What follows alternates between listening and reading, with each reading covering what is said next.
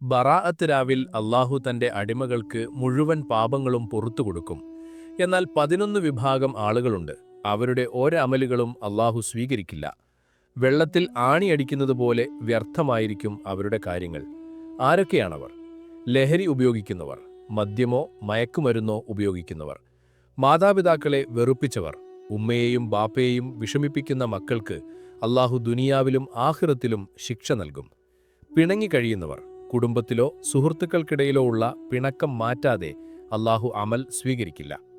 ഏഷണി പറയുന്നവർ, പരദൂഷണം പറഞ്ഞു നടക്കുന്നവർ, കൂടാതെ ജ്യോത്സ്യം, പ്രശ്നം നോക്കുന്നവർ, സിഹിർ ചെയ്യുന്നവർ, ഉള്ളിൽ പകയും വിദ്വേഷവും വെക്കുന്നവർ, ആത്മഹത്യ ചെയ്തവർ, വ്യഭിചാരികൾ, പുത്തൻവാദികൾ, മുബ്തദിയുകൾ, ഷിർക്ക് ചെയ്യുന്നവർ.